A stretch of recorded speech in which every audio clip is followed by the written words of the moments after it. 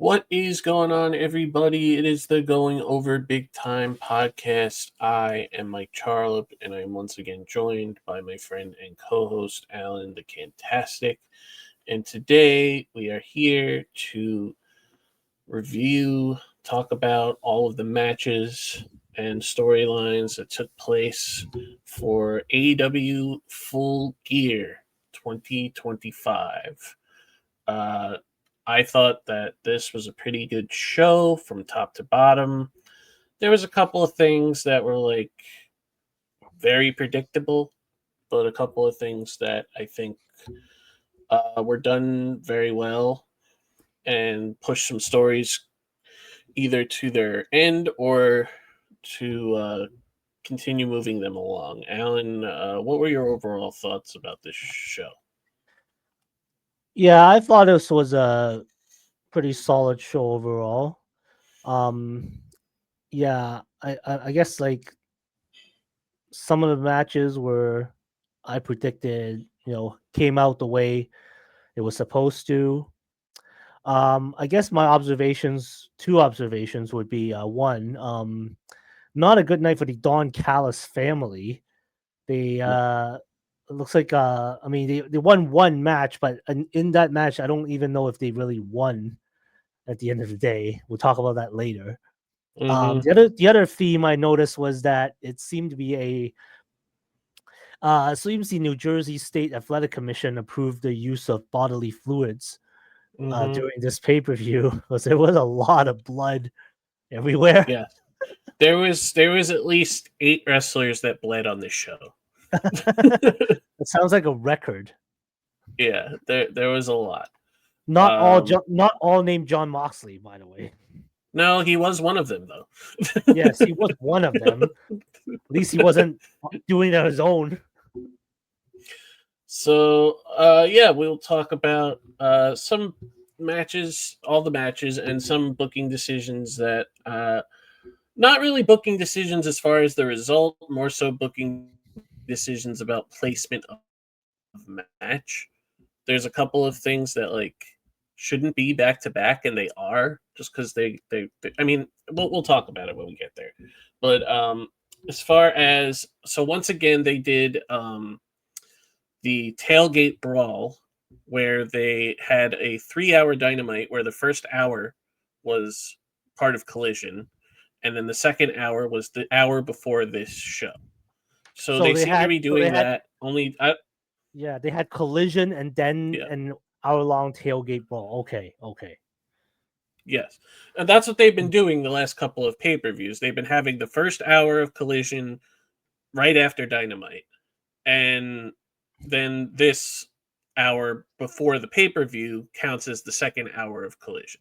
Because I guess they owe Turner Broadcasting a certain amount of hours of television. So if you're going to have a pay-per-view on a Saturday and your weekly TV show is on a Saturday, just use those time all that time that you're allotted, I guess. Which and we talk about all the time how they should just move Collision to Thursdays anyway. I don't know what's holding them back from doing that.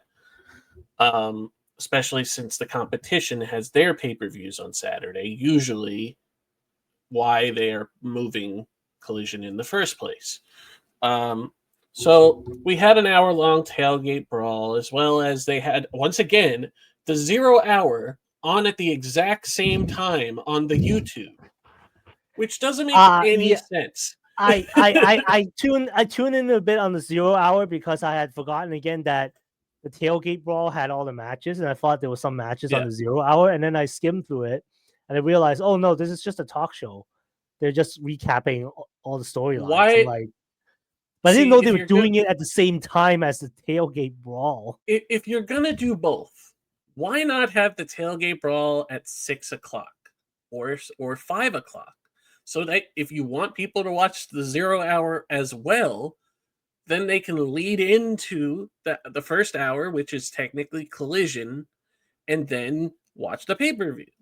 So I just don't understand why they continue to have this tailgate brawl and the 0 hour on at the same time. Obviously, I think that's going to change football season is over, because the only reason that the pay-per-views are on Saturdays now is because the Jaguars are playing. So this just seems to be the thing during football season. So from September to January, this is what's going to happen, I guess, which is fine. It's just, I mean, who wants to really watch the 0 hour anyway if it's just going to be talking? But it just doesn't make sense to have them on at the same time. Anyway, the first match on the Tailgate Brawl was another one of these money matches, which they seem to be having a lot. It was a $200,000 four-way tag team match where the winner received $200,000, and it featured the Bang Bang Gang, consisting of Austin Gunn and Juice Robinson, taking on Max Caster and Anthony Bowens, Big Bill and Brian Keith, and the Outrunners. This match was fine. It was there's not a lot to talk about here. It was really, the entire match was just Bowens and Caster continuing not to get along, and everybody else hitting signature moves. Well, they got to a point where they got in their move set. Yeah. Anthony hit the arrival and Max hit the mic drop. But Yeah. before that, they were very close to doing the scissor me timbers maneuver Yeah. before they got interrupted.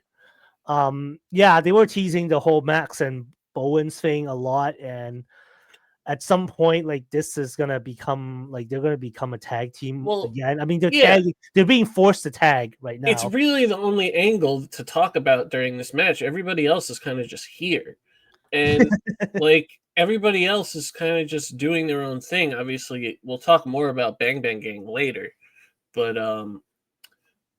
it's just why are we stalling? If you want to put them back together, just put them back together. Why?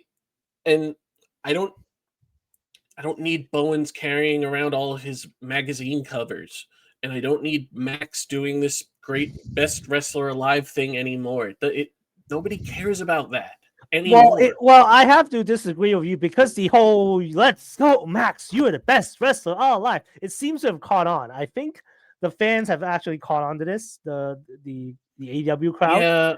So maybe I get it. It's surprising to me that it actually caught on, because when it first started, I thought that this is just a gimmick. It's a goof runoff thing. It's not gonna go anywhere. And then suddenly people started chanting that. I'm like, wrestling fans are weird. Yeah. So, yeah, I mean, I'm just fascinated by all these money matches. How much money is just flowing around this company that you can do $200,000 matches, $500,000 matches. We're gonna talk about a $1 million cash money match. Yep. This is So this match was not even really that long. It was barely 8 minutes, and the Bang Bang Gang got the win, and Juice humped the bag of money. Yes, and as one does. Yeah, and that was it. There was really nothing to this, and Anthony Bowens was not happy because they lost, and that was it. Well, yeah, they did a thing backstage afterwards that was put online about, I don't know, the two of them talking about this, or the segment was mostly just Max going on for a couple of minutes. Then Anthony walks into the shot. They're arguing again. They come to the realization that neither of them are going to be put on TV as singles guys, because Tony wants them as a tag team. So this is the only way it's going to work. So they're forced into this partnership, or just forced back into this partnership, just so they can get on television. See, my biggest concern about all of this is that they are going to drag this out for as long as they decide to drag this out, and it's only going to stop being this annoying until Billy Gunn comes back. which I don't want that either. Just because nobody wants that. I don't know. Just make them a tag team again if you're not going to take them seriously as singles, and just get it over with. All right, the next match was kind of set up on the last pay-per-view when the Big Boom AJ was watching All Out at a bar with fans, and Big Justice was there as well. And for some reason, Roppongi Vice showed up and beat up Big Boom AJ in the bar. And for weeks after that, and this even started before that because Big Boom AJ was involved in stuff with Rocky already, and Trent Beretta was like, "I'm gonna steal your kid" or something. And so this has been building for a little while to the point where Big Boom AJ needed a partner, so he started teaming with QT Marshall, the guy who Which he first feuded with. yeah, that was kind of strange when I heard that QT and Big Boom AJ were gonna team up. I was like, didn't they fight each other like last year? So it was kind of Yeah, odd. I guess they found a common enemy and just have respect for each other already from having history or whatever. That's the only thing I could think of. But this match was 12 minutes. Yeah, And this technically counted as one of the matches under the Don Callis family umbrella that yes. included the ever popular commentary from Don And Paul White was here as yes, well. Paul White was there for some reason. Yes, we haven't seen Paul White in a while. Let's not forget Big Justice and the Rizzler. The Yes. Rizzler, very popular with fans.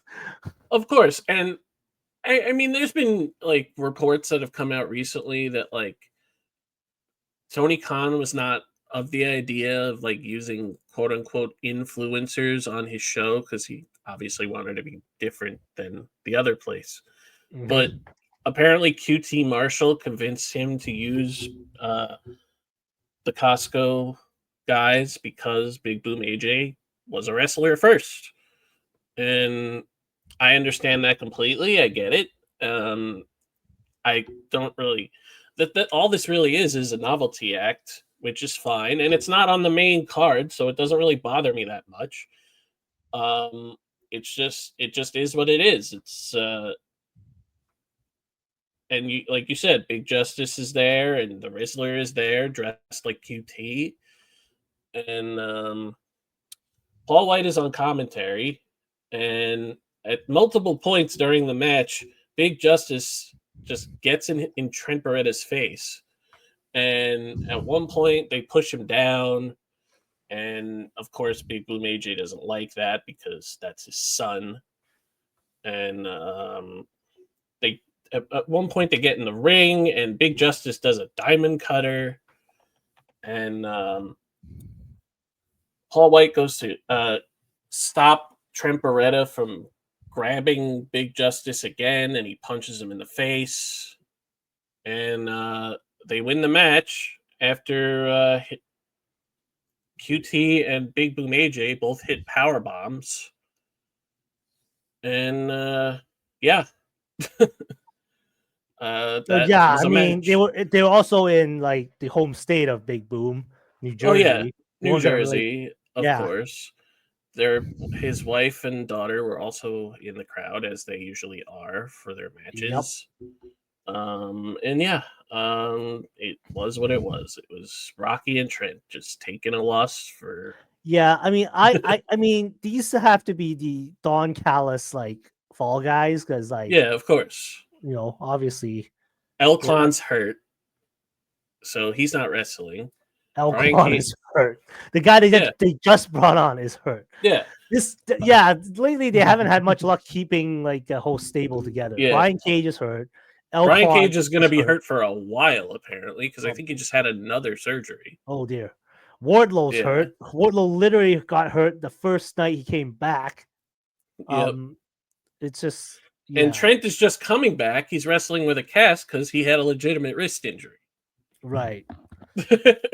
Yeah, they did a whole thing where like it was Trent was way more interesting when he was feuding with Orange, and then Orange basically, to cover up the fact that he needed surgery, knocked Trent out with a wrench, and that was a while Yep. ago. And then he came back, but they never really followed up on that. And now he and Yeah. Rocky, Roppongi Vice, who were pretty solid team in New Japan, now it's just like the Yep. Don Callis fall guys and whatever. Yeah. So I guess if Big Boom AJ is just going to continue to just have random matches on the pre-shows, I guess that's fine if it makes people happy. I don't really care. But as long as he's not taking up a spot on the main card, doesn't bother me.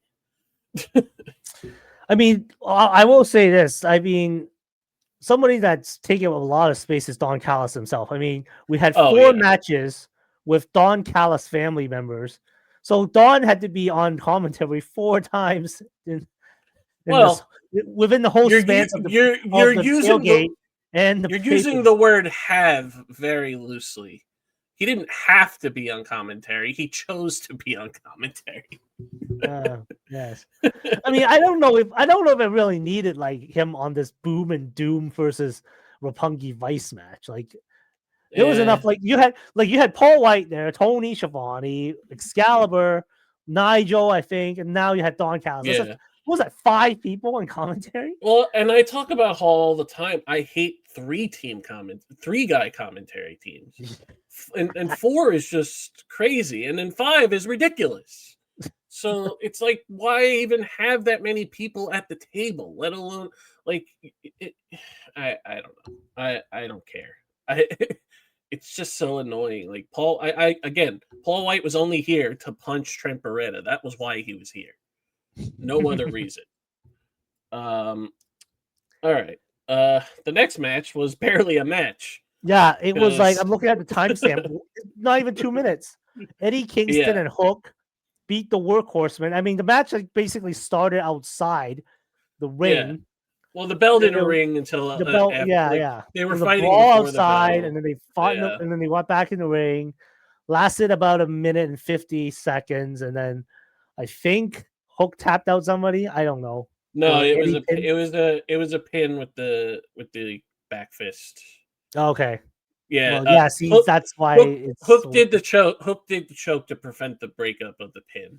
Okay. Yeah. But yeah, this was it was just getting Eddie Kingston on the show, pretty much, and Hook, who was a fan favorite before something that happens later in the show that we will talk about later. Yeah, and the Workhorsemen literally are just jobbers for AEW right now, which I mean, they get more work on ROH if you actually watch that show, but I don't think a lot of people do.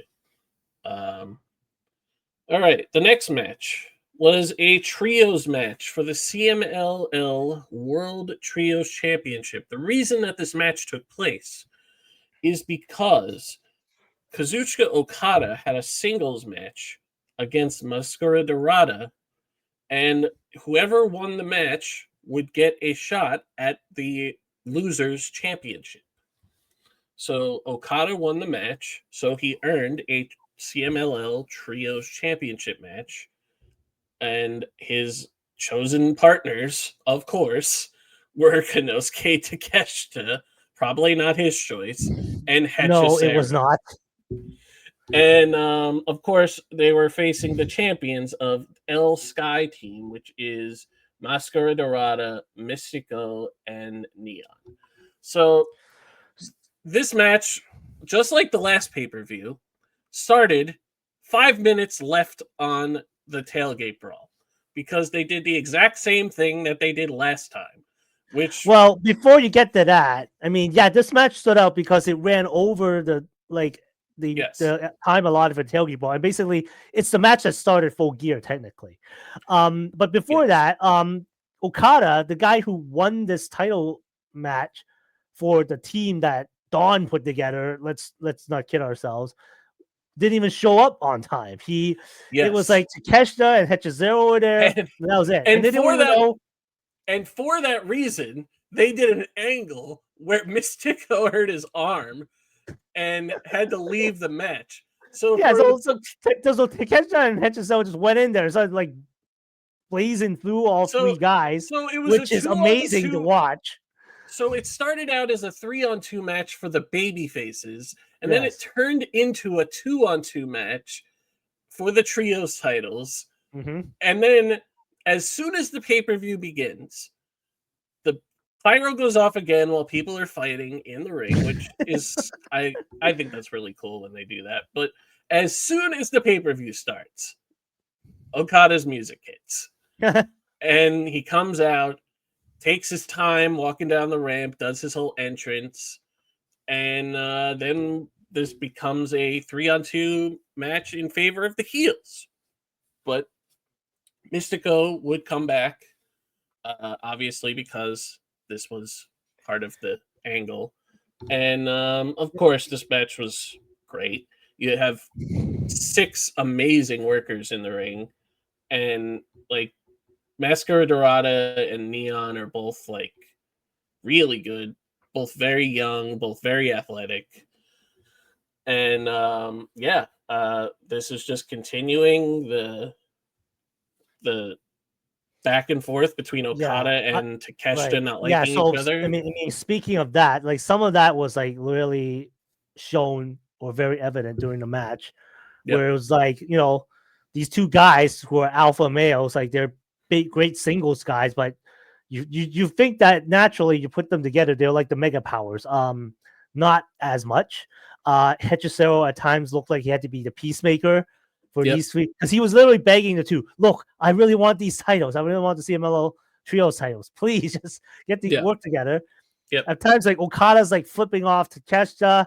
And there was one point where like Takeshi was down and Okada started wailing on him and on his back. Like Okada started beating up his own partner. And then yep, there was like no repercussions of that. It was just like, dude, you just attacked your own partner, and then he just kind of brushed it off.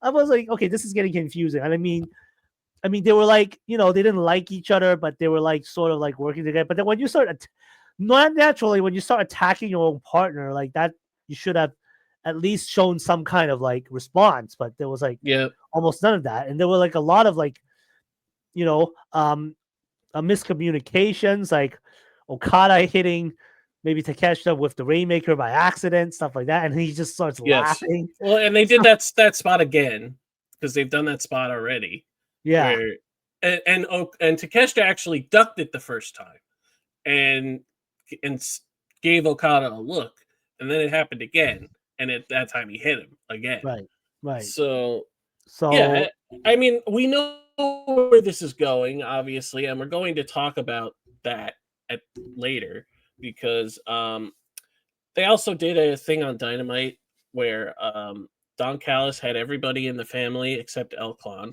say what they were thankful for. Elclon was there; he just didn't say anything. But he had everybody in the Don Callis family say what they were thankful for, and everybody's answer was pretty good, except for Okada, who was like, "I'm thankful that I don't have to team with Takeshita," which is not helpful. no, no, it's not. Don't um, say a thing that you don't want, otherwise it would happen to you. yeah, But yeah, okay. So this match, going back to this match, Mystical came yep, in back in with a major rally. Looks like I believe he did win by submission. He did that thing where he spins around on you and then he does basically a arm bar, yes, which results in almost an immediate tap out. And I think he did this on Hechicero, I believe, because yes. it Well, wasn't yeah, gonna be like you on. didn't want one of those other guys tapping out. So, No, no, but yeah. So El uh, Sky team retains the CMLL titles. yeah, Yeah, another example of miscommunication between the two alpha dogs in the Don Callis family. yep. And yeah, this was a fun match for what it was. The next match was a match that I was very much looking forward to, and I actually enjoyed the hell out of it until the finish. Um, it was Pac taking on Darby Allen. So Pac challenged Darby Allen to the match on this show. Yeah, To a wrestling match, not yes, one of Darby's usual flamethrower yes, ridden that jumping off glass. and he did that to prove that he was better than Darby, which he almost did on his own, but he was about to lose, and we'll get to it. Yeah.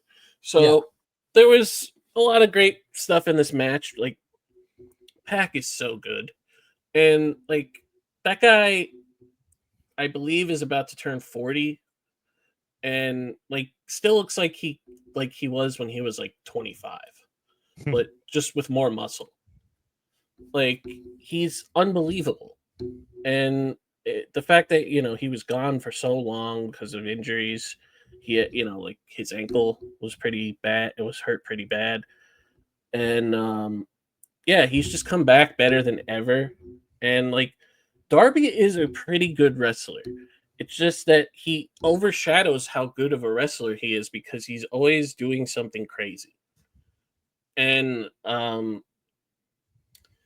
like, there wasn't really a lot of that in this match, but it was a very good match until, like, at one point, uh Darby had the Scorpion on, and looked like Pac was going to tap out, and then he called in the dogs, which brought out Wheeler Yuta to distract the referee, which had Darby break the hold.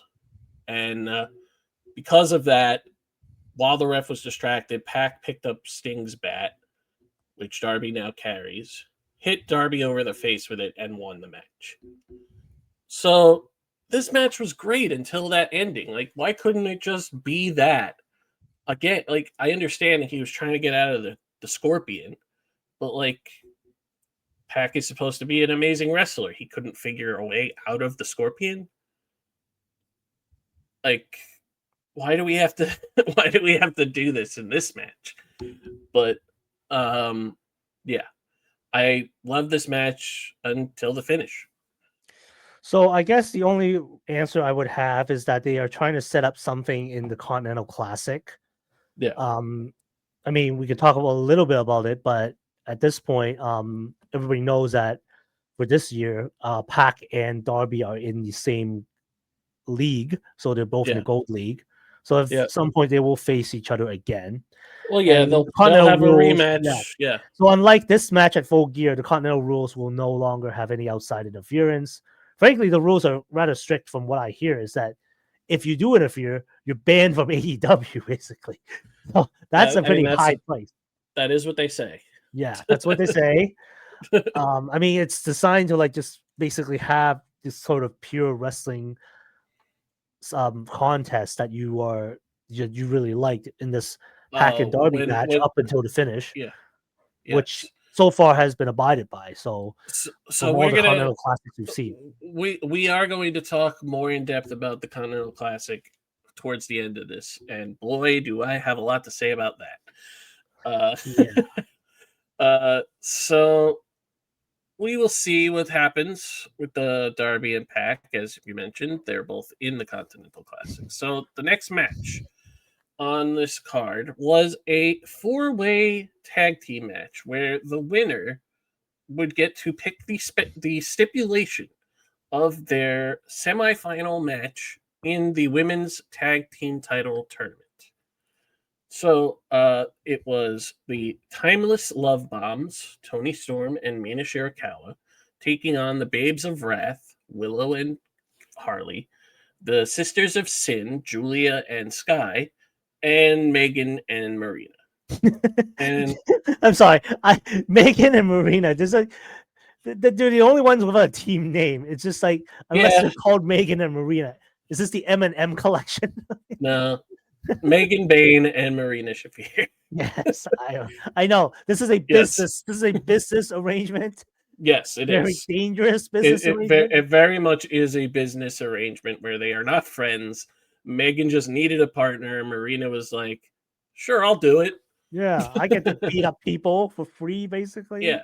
Maybe get a title. Um, but yeah, this match was good. This match was fine for what it was. I mean, everybody in this match is very good.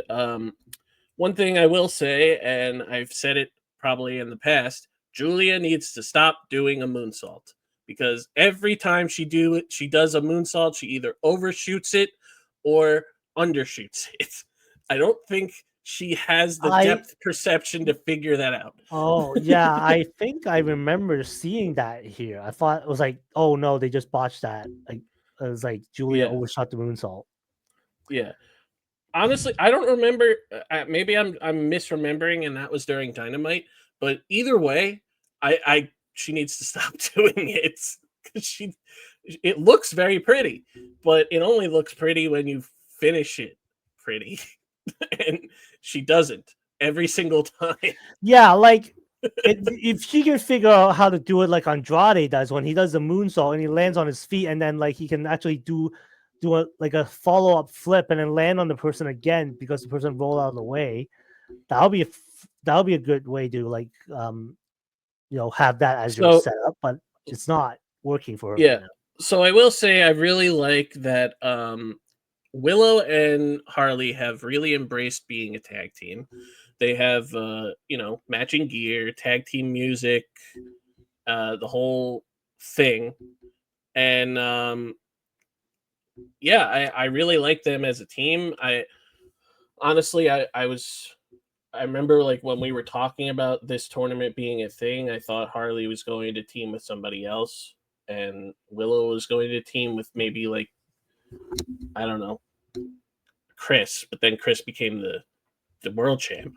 So but yeah, Harley and Willow just works as a team. They Yeah, I mean, I think you and I both have made criticisms about how women's tag team divisions were not booked very well, especially when there's like a set of titles yep, involved in the division.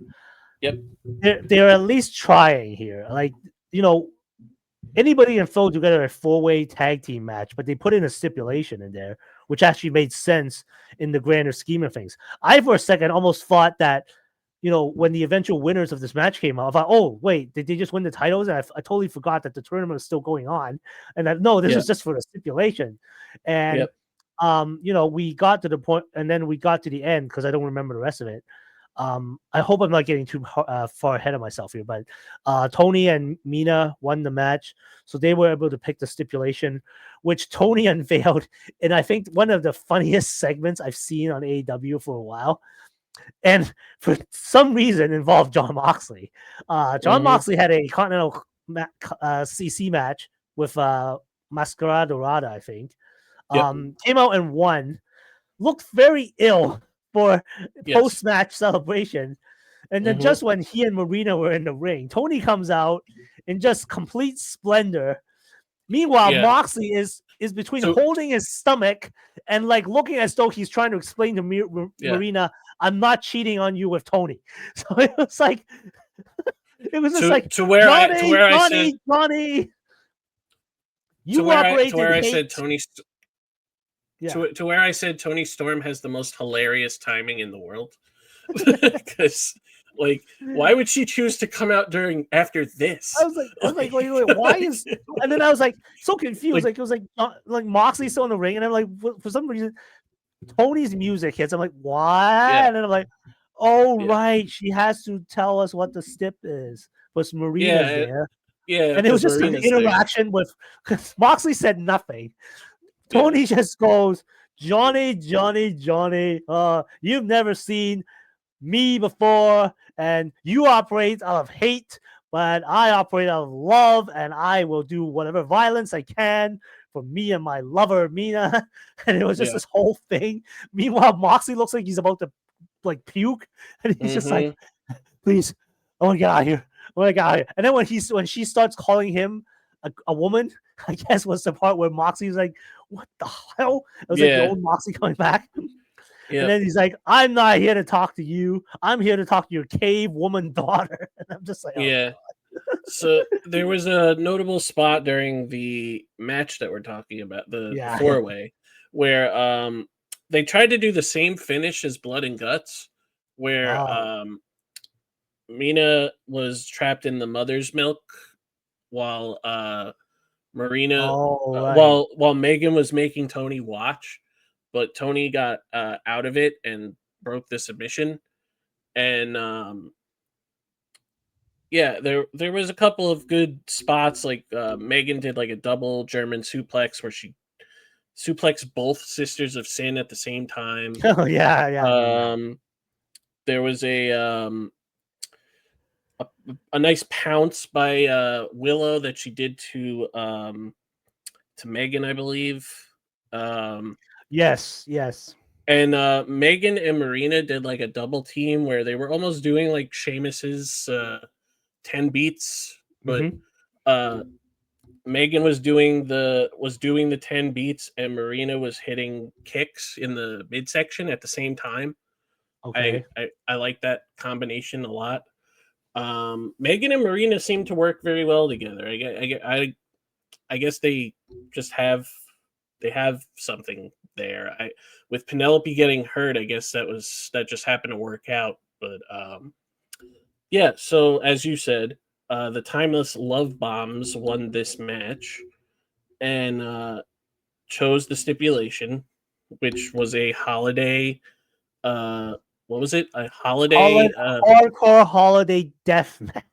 Yes, a hardcore holiday death match, which I suspect is just going to be a Christmas themed death match, which I guess Yeah. is fine. I don't know how many death matches Marina has had. I mean, Mina, sorry, that Mina has had. I'm gonna guess none. if you Right. if you don't count Blood and Guts, Yeah. um, which she wasn't supposed to be in.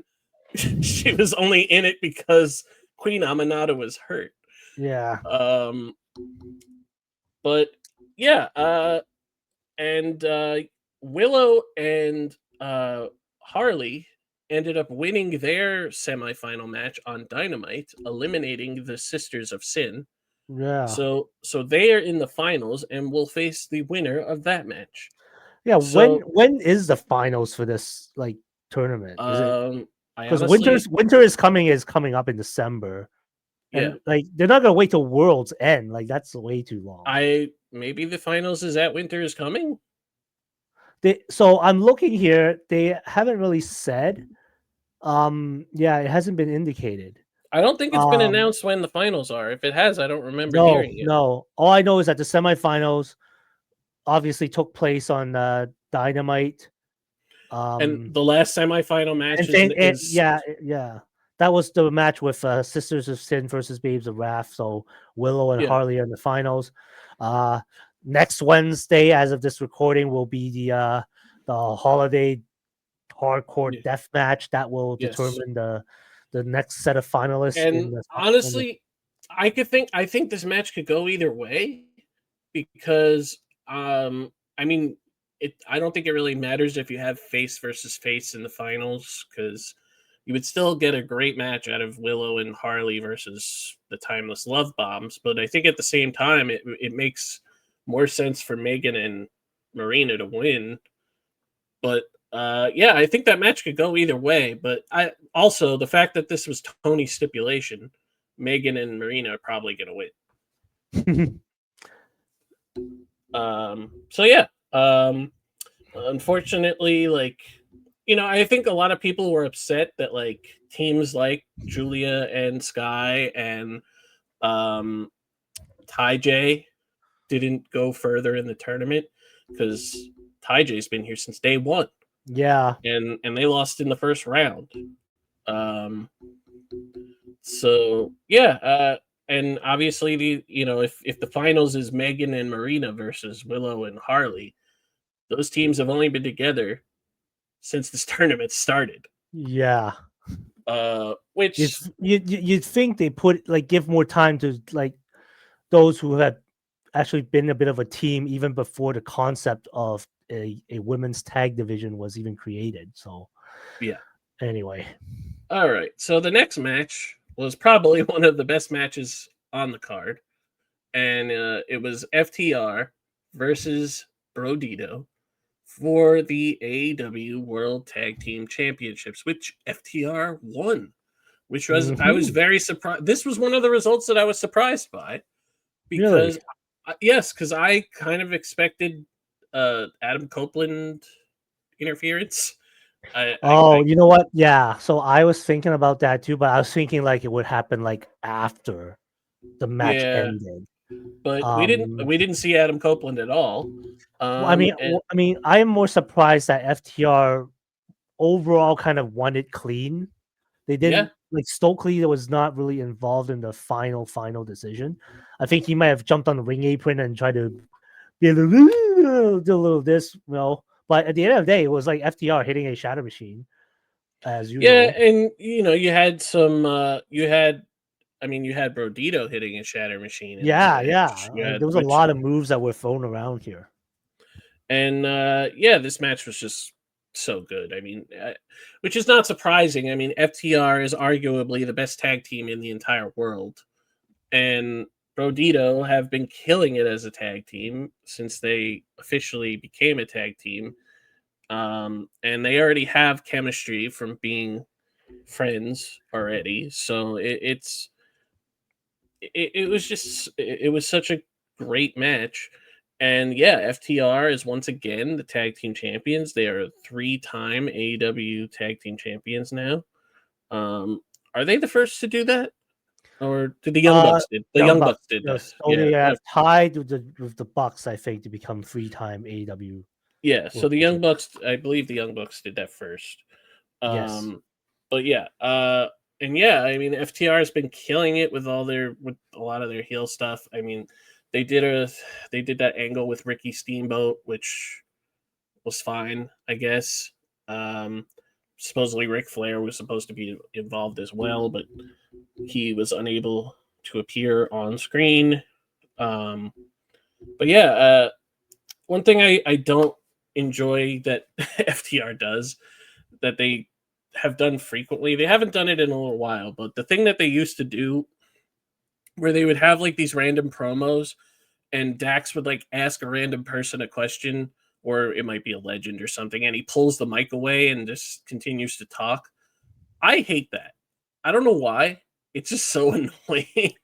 Sorry, what did they do? They do a promo No, where like, no, that thing that FTR used to do all the time. They haven't done it recently. They didn't do it to Ricky, so whenever FTR would like have like a legend in the ring or like some oh, kind of okay. guest or whatever, Dax would talk to them and ask them a question and then pull the mic away and then continue talking. I don't I don't like that for some reason. I and it's not a heel thing. It's just I don't know. it I think it's because he's done it so many times. But yeah, there was a lot of great stuff in this match. Freaking Bandito will jump off of anything. He looked great in this match. But yeah, they lost the tag team titles because of the Shatter Machine, of course, to Bandito, and he did a backstage promo with Brody, and very surprising to me that Brody or Bandito were not in the Continental Classic at all. But they did a promo backstage, basically on Dynamite, or was it on Collision? It was on one of the shows, but either way, Bandito just felt bad that he was the one who took the pin, and feels bad that they lost the titles the way that they did, but Brody told them that it's not a big deal. These things happen. You're still the ROH champion, and you have a big match coming up for that. So everything's fine in Brodito world. I guess they'll eventually get a rematch for the tag titles down the line. But yeah, Bandito was originally going to be defending the ROH World Championship at Final Battle against Roosh, but Roosh is injured, so he is now defending it in a survival of the fittest match, 6-way against Commander, Sammy Guevara, Blake Christian. I can't. I really should have pulled this up before I started saying the names. Commander Blake Christian, Beast Mortos, Sammy Guevara, and Hechicero. And Okay, yeah, Bandito. yep. So that should be an interesting match. Yeah, especially with two guys from LIJ in there. Oh no, LFI. LFI, yeah, LFI. Yeah, Yeah. so that should be a fun match. And yeah, FTR was doing a promo on Collision, and they were interrupted by the Bang Bang Gang, and basically Juice Robinson and Austin Gunn said that deserve a shot at the titles because they've beaten FTR before, and they want to do it for Jay and Colton, who we're still both hurt. And I guess at some point we're going to see Bang Bang Gang against FTR again in a different combination of Bang Bang Gang this time again. And that's fine. So we'll see where that goes. But yeah, the next match was the Casino Gauntlet match for the first AEW National Championship, another belt. And Why? Why? We'll get into the my beef about the title situation yes, maybe in a bit, but this is. yes. I mean, So I like the design of the belt, very old school NWA well, yeah, style. and Tony Khan even said that it was in tribute to like the first ever national championship that was part of NWA at one point, and it doesn't have the lineage of the NWA one. It's their own one, but the design is in tribute to that belt. And the entrants, the first two, of course, were Bobby Lashley and Shelton Benjamin, who earned the opportunity to be the number 1 and number 2 entrants. Yeah, that was and interesting. and they barely fought each other Before, before I mean, the idea was that it looks like they were supposed to be doing a very clean wrestling to begin with. Yeah, of course. Until the third guy came out, which was Ricochet, and then he was on the mic, comes out with the microphone, going, "What the heck? This is wrestling crap. You don't need this crap here. This is not what you're about." And then at that point, the other members of the Demand, Toa Leona and Bishop Khan, came in and just destroyed the Hurt Syndicate. Yeah. And just like completely took out Bobby and Shelton for like a good chunk of this match. Yep. While Ricochet goes in there. Yeah. Next out was Claudio, and next after him was Daniel Garcia. After him, like two members of the Death Riders back to back. I'm trying to remember what happened with Toa Leona and Bishop Khan. I think they were sent to the back. Yeah, I think they just got, or something. Yeah, I think the refs just told them to leave. That's what happened. Yeah, and then that's when Claudio came out, and then Ricochet had the word Claudio. Ricochet went to do a dive as Claudio was entering the ring. He went to do a suicide dive, and Claudio just hits an uppercut in the middle of the dive, and Ricochet just died for a second. Yeah, so we had Claudio, Daniel Garcia, Orange Cassidy, and then Wheeler Yuta after him. So we got all the Death Riders that don't have a match in this match. Kevin Knight, Roddy Strong, Mark Davis, Speedball, and Daddy Magic. Yes, Daddy Magic was the last entrant. He just came in because he wanted his pound of flesh from Daniel Garcia. Yes, that was it. Yes. Daddy Magic only fought Daniel Garcia, and then we never saw them again. Yeah, until they had a match on Collision, which Daniel Garcia won, of course. Orange Cassidy licked his hand and slapped Ricochet's head, because that's a thing that people do to Ricochet all the time now. The Death Riders basically triple teamed Orange Cassidy for a while. And yeah, as you mentioned, Bobby Lashley and Shelton were out of this match for most of it. And then they just both appeared, like standing up in the background while Ricochet was by himself in the ring. And they just tossed him around for a little while just because it was fun. And then Kevin Knight was about to win when he hit the UFO splash on Wheeler Yuta.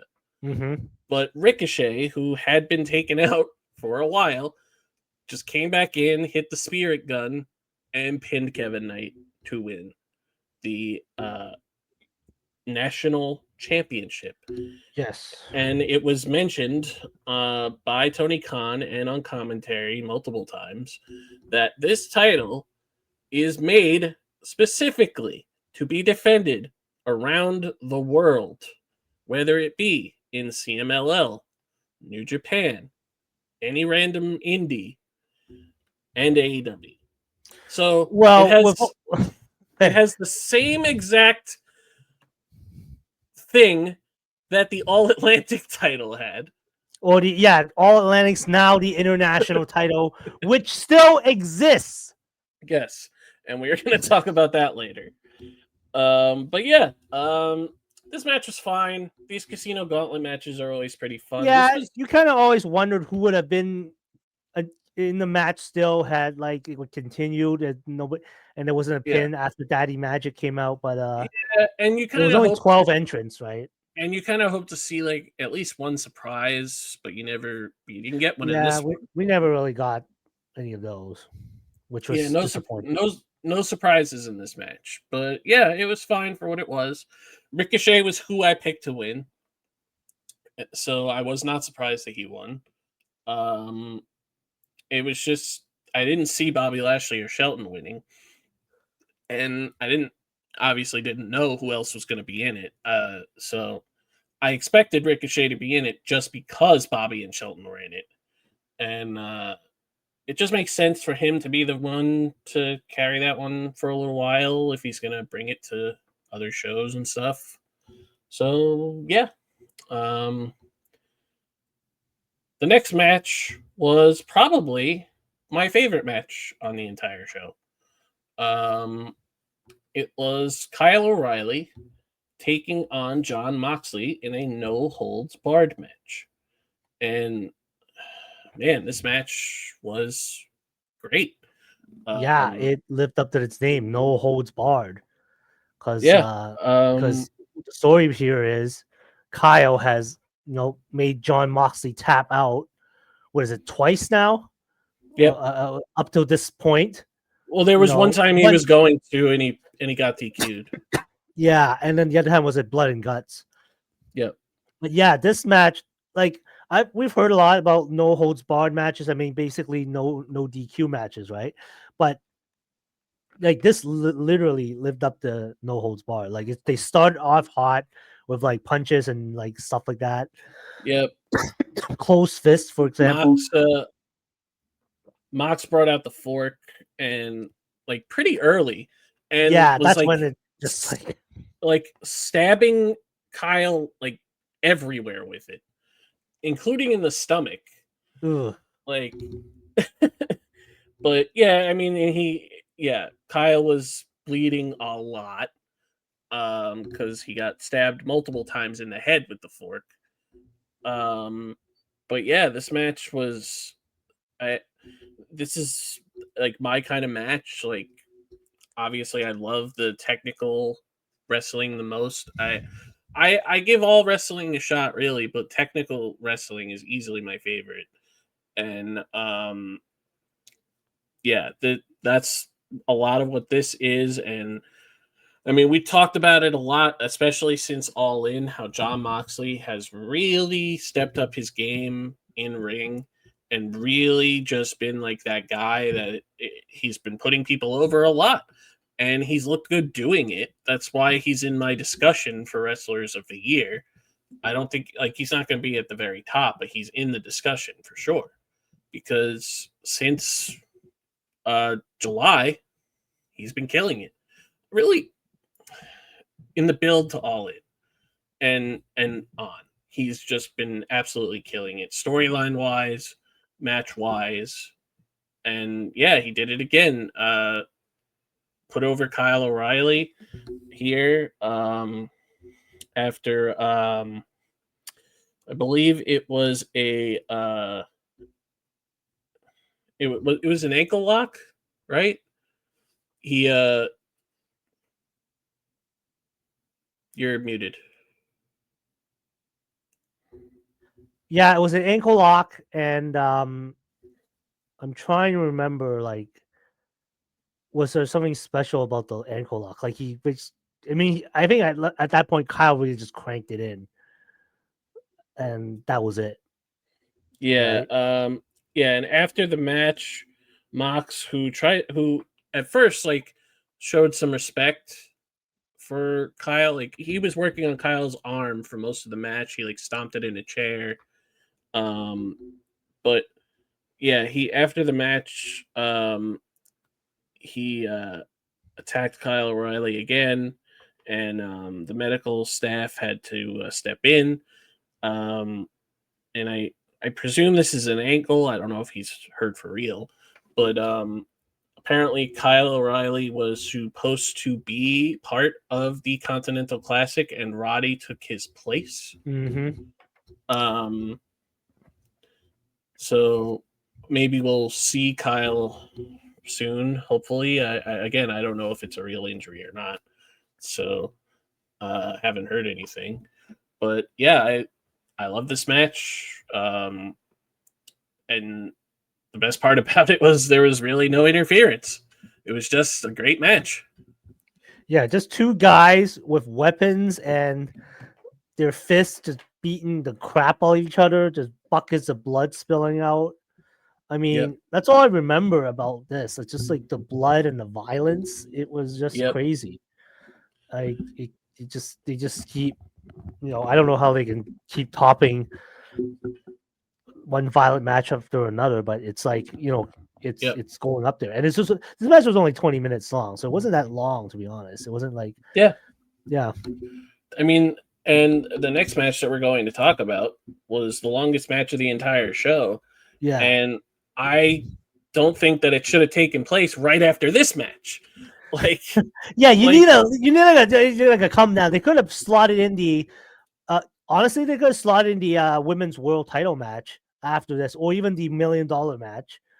Yeah. But it was just like, two back. Also, not only two back-to-back bloody matches, two back-to-back Kyle matches, because it's one Kyle after another. Yeah. So yeah, the next match on the card was a no DQ match, which is the exact same thing as a no holds barred match with a different name. Where Kyle Fletcher defended the TNT Championship against Mark Briscoe. It was going to be Mark Briscoe's last opportunity at the TNT Championship, and if he had lost, he would have been forced to join the Don Callis family. And it was for that reason that I knew Mark Briscoe was winning. Because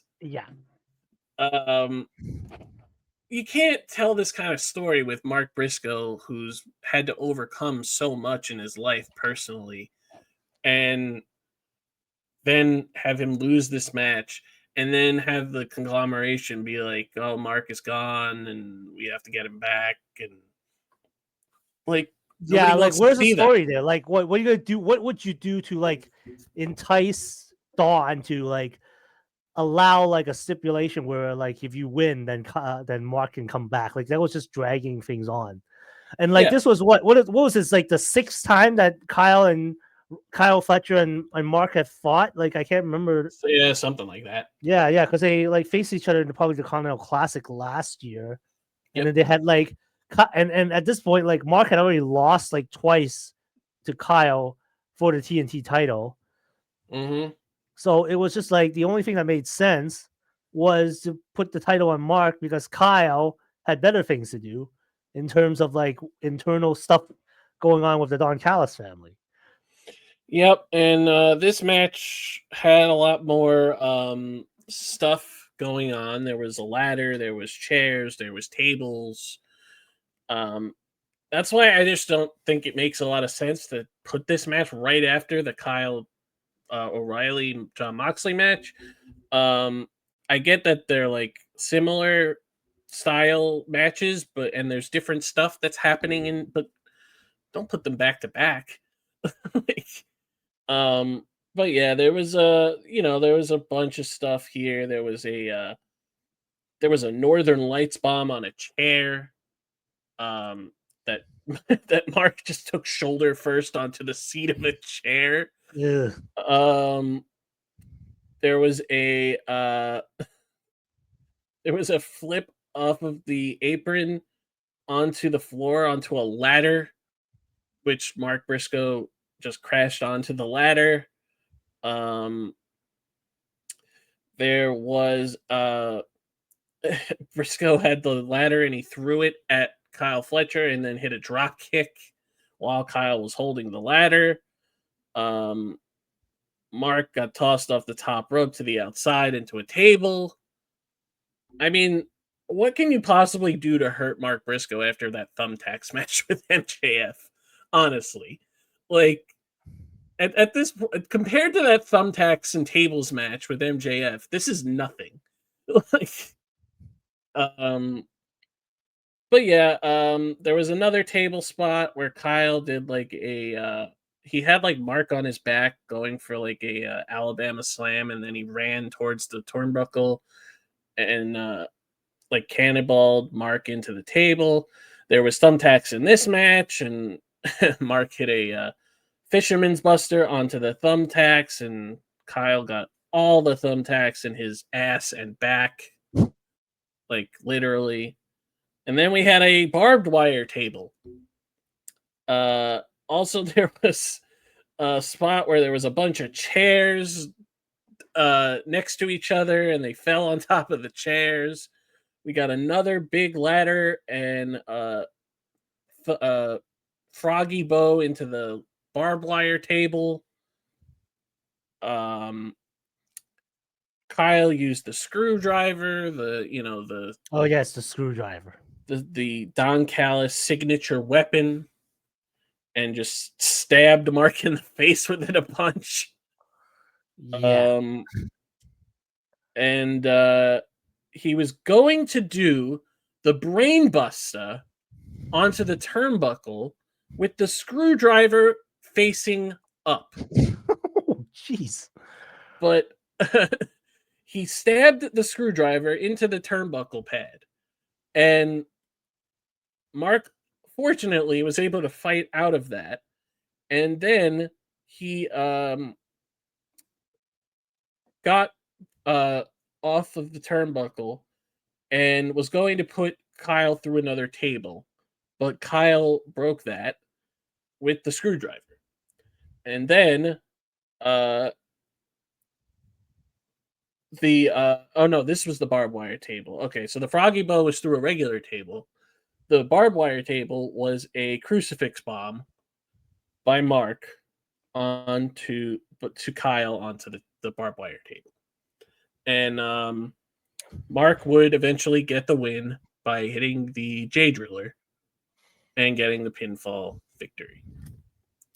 So, and they made a big deal about this being like a big win for him, and like what it meant for him to fight for his family, to fight for Jay, to fight for the conglomeration, because Jay and his wife and his kids are his home family, and the conglomeration is his work family.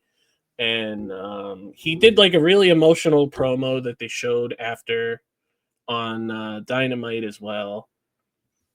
And Mark is the TNT champion, which is not. I think that it's a good thing to have him there doing that for a little while, moving on from Kyle now, because Kyle's doing other things. Yeah, and speaking of Kyle, he's definitely moved on to another thing, the Continental Classic. So they did a backstage segment in which, once again, Don Callis is trying to keep the peace. This is after the $1 million match. I won't give away what happened there, but it was mainly just to like keep Takeshita and Okada on the same page again. But they're arguing as well. And then Okada, obviously by virtue of his status as Continental Champion, he's gonna be in the Continental Classic. And then Takeshita said, "Well, Don, I am also going to enter the Continental Classic." And then Kyle came in, red hot, still half caked in blood, pissed off that he lost the TNT title. He's like, "Proto Okada, Proto Shida, you guys both say you're my friends, but none of you were out there to help me." And then he's like, you know what? I'm also going to enter the Continental Classic too. And Don is like, "This is great. One of us is bound to win the Continental Classic because we're all the Don Callis. You're all in my family." And like, bro, you have no idea what's going to happen, man. This is not a good idea. So, dude, that's what Kyle's doing. Fine. That's totally fine. I'm glad he's moved on from the TNT title. You don't want to drag on a thing too long. And Yeah, I mean, and Kyo's a good candidate. He almost made it to the finals last year. yep, So and Mark Briscoe challenged Daniel Garcia to a match because Daniel Garcia said that it was his current goal to move on from Daddy Magic and get back the TNT Championship. So Mark Briscoe came out on Collision after Daniel Garcia beat Daddy Magic and said that Daniel Garcia could have a match for the TNT title. So that should be a good match because Daniel Garcia is great and Mark Briscoe is Mark Briscoe, of course. So yeah. So yeah, we'll see what happens with all of that, and yeah, we'll talk more as we've mentioned multiple times. We'll talk more about the Continental Classic later. So another money match here. yes. This time it's a $1 million trios match, and honestly, I should have saw this ending coming because when I predicted this match, I predicted the babyface team to win. And the reason was because it's the Young Bucks, but then the thing that happens at the end just makes more sense anyway. But so it was Josh Alexander and the Young Bucks taking on Kenny Omega and Jurassic Express. So this match, as you would expect, was very good. Which is not surprising because everybody in this match is a great wrestler and work well together. There was a lot going on in this match, of course. I mean, there was a great spot where Kenny and Luchasaurus had both Young Bucks on their shoulders, and Jack was going to go and do a like a cross body on both of them, and the Young Bucks landed on their feet and super kicked Kenny and Luchasaurus immediately after. Well, yeah, the Young Bucks are master of these like high octane spots. Like they do them Yeah. like almost like they move like water when it comes to. Yeah. Well, And yeah, I will say a good a shout out to Josh Alexander. He really like did a lot here. He might have been sort of like the workhorse in this whole contest here. yeah. We also should mention the underlying story here is that Don has been trying to convince the Young Bucks to join the Don Callis family. You know, he's helping them get their music back, get them back the proper ring entrances. He gifted them the gear that they wore for this match. Yes. So which was all money. all money. Yeah, it was just money. It was just money on their tights. Yeah. And Kenny Omega, of course, just he's Kenny Omega. You know, he kills it every time he enters the ring. He knows, and it's crazy to me. Like I forget how old Kenny Omega is. Like Kenny Omega is just turned 42, I believe, which is crazy to think about because you I mean, obviously his biggest year of his career was 2017, and like that's almost a decade ago at this point. It's 8 years. Like and yeah, I mean, I know we're not going to have him forever, but the time that we do have him, he's still killing it. And I mean, Jurassic Express getting back together was the best thing for both guys. I love that they're back together. I love that they're look like they're having a lot of fun again. And yeah, it seems like Josh just keeps getting thrown into random stuff that Don Callis just needs him to do. And like he's not he's not the focal point, but he's like, I am a soldier for Don Callis and I'll do whatever Don Callis needs me to do. I'm just finding it such a unique change in his character since I've seen him on the indies and I've seen him as like a more honorable man than this presentation. This is the longest reigning TNA champion. Guy never actually lost the title. You know, I mean, he was doing some heel stuff back in TNA, but then it kind of fizzled out. And then when he came here, you expect him to be a babyface, but oh no, Swerve! Not only is he a heel still, he joined the Don Callis family. I'm like, okay, this kind of works. And I know both Canadians, they know each other very well. You know, Josh is not, admittedly great wrestler, not much of a talker. So he's going to need a mouthpiece of sorts. But it's like, yeah, he's kind of getting just thrown into the random stuff. I mean, it's like him, Hechicero, Lance Archer, Mark Davis. They're like the sort of just guys that are in Don Callis family that just do the things that just Don just needs to done, just to be there. just to be there. I Yeah. feel like if they want to make a thing, like Josh Alexander versus Kenny Omega, a best out of 7 series would be crazy. Because Yeah, for yeah, sure. like there's history between those two dating back to Impact Wrestling. Mm-hmm. I mean, Josh Alexander also like was bragging like, I took Kota Ibushi's leg, I took Nakazawa's leg. I didn't even know Nakazawa was working at AEW, and now I'm gonna Yeah. come for you, Kenny. I took out all your friends. So there's Yep. more of a story there. But Yeah. but So let's talk about the conclusion of this match and then what happened yeah. afterwards. Yeah, so after the match, the Young Bucks would secure the victory for their team, and of course, they were very excited to get the money. Yes, money. And they go to walk up the ramp with Don Callis and the money, and the Don Callis family enters the ring and starts beating the shit out of Kenny Omega.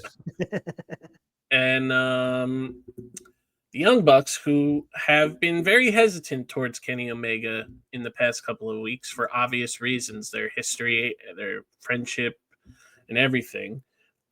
Even though they tried to murder him, like last year. Yeah. But so did Jungle Boy, and Kenny's okay with him. So, yeah. but regardless of that, so the Young Bucks see that Kenny is getting beat up, and they throw the money down and head back into the ring because there's more important things than money. Damn it!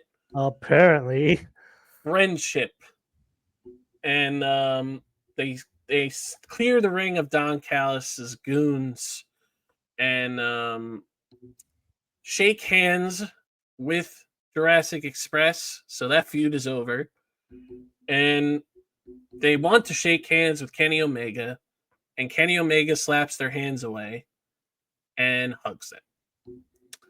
And on being they acknowledge this on being the elite, and on Dynamite, Lexi was interviewing Kenny Omega and asked him if he's able to put everything behind him and once again be friends with the Young Bucks. And he said, I've done some questionable things in my life, and people have been able to forgive me. So what kind of person would I be if I didn't try to do the same for them? And for some reason, the camera doesn't cut there after Kenny goes back inside because the Young Bucks were in there and they walked out. And instead of doing what they normally do, which is berate Lexi, they just walked away and said, Hey, how's it going? And she was shocked that they were nice to her. yeah. I mean, as nice as two guys who didn't say anything could be, like, usually you come out and say, Hey, Lexi, your dress looks stupid. Hey, why are you holding a microphone like that? So Yeah, it seems so it seems that with the formation of the elite, the original 3, of course, maybe the Young Bucks are finally going to go back to their original characters and be baby faces again and stop pretending that they don't have money because they definitely do. Yeah. I mean, that segment you talked about with Lexi, that was sort of uncharacteristic of them. They were really quiet. I couldn't even tell if they actually had a change of heart because they were acting like the way they were acting around Dawn, just being like quiet, did not really say anything. I guess there's more to build up going forward. But on the plus side, yeah, they technically still have that share of the $1 million. Well, not if along Don with Josh. not if Don Callis took it. Oh, well, I don't know how that works, but like I think legally speaking, the the share of the million does go to Matt and Nick. So Yeah. if we want to keep things consistent, I kind of hope that this is not a swerve, like, because if it is, it's just like why it would be disappointing. Yeah, why even But it was kind of, bother? but the way it was, I feel like they got a good decent pop at Full Gear when they ran back in to save Kenny. But I don't know. I don't feel as though it was as big as a pop as when like, what was it, like 2021 when Hangman finally beat Kenny for the AEW World Title, and like the Bucks kind of like gave him a let nod. it happen. It wasn't as traumatic as that. It just seems like oh yeah. I mean, after months of like losing their EVP status and getting kicked around and being like forced to change in like closets and like coming out to their old photos and shit pyro. It's like and if you don't watch like Being the Elite, so recently on the most recent episode, there was like a thing where they were doing like a recorded video of the book of the of the complete history of AEW to this point or whatever. And at the concession stand, all the t-shirts were $40 except for the Young Bucks shirt, which was $25. Obviously I haven't been to a show in a while, so if that's been a regular thing, I didn't know that. But yeah, I don't want this to be a swerve. I kind of just want to put this all behind us and just never have the Young Bucks and Kenny on opposite sides ever again. And I mean, like I've seen I've seen chatter on the internet of people complaining about this like happening like 4 times now, and comparing it to Brock versus Roman, which doesn't even compare.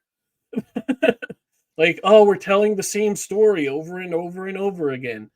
This does not compare to that by any way, shape, or form. Like, but yeah, just put it all behind us. No swerve. Just Kenny and the Young Bucks and maybe Hangman back together and go from there. All right. So we're down to the last 2 matches on the card. The co-main event here was, and we talk about this all the time. So this match was great. Don't get me wrong, but we talk about this all the time. Champions challenging champions. They keep doing it. And why wasn't Mercedes' title on the line? So, of course, I'm talking about the Women's Championship match, the World Women's Championship match. Chris Statlander defending against Mercedes. So Mercedes just decided that she was going to get involved in Chris Statlander stuff for no reason at all, and just decided that she wanted another shot at the world title, and just decided that her title's not on the line. Why? Why is she not defending her belt? Why is she getting a world title match when she should be defending her own title? Why? With that said, I understand the story here, and the story is great because Chris has never beaten Mercedes, and that was the point. Mercedes and Chris got in each other's way at All Out. They had the whole thing with the cake and the celebration and all of that, and Harley and all of that. I get it. And that's great. All of that's great. It works. It makes sense. Stop making champions challenge other champions. Why is this so difficult? Why? This is the problem with having all of these titles. Mercedes should be defending her belt because she's the longest reigning TBS champion of all time. And it's the title that she is the most proud of. And she does not care about the importance of the AEW World title. She just wants another title. And I get the storyline that continues here is that Mercedes can win all of these belts, but she can't win the most important one. And of course, we talk about this all the time. Eventually, she's going to lose all those belts until the TBS title is the last belt that she has, or I think it would make more sense for her to lose that one first and then lose all the other belts. And then once she loses all the other belts, then she challenges for the AEW World title and wins it. Yeah, that makes sense. But why is she challenging for it now? After she just challenged for it in July? Yeah, yeah. Now you bring up a good point. It's like, okay, she gets a world title shot, and yet she's not putting the TBS title on the line. It was kind of weird.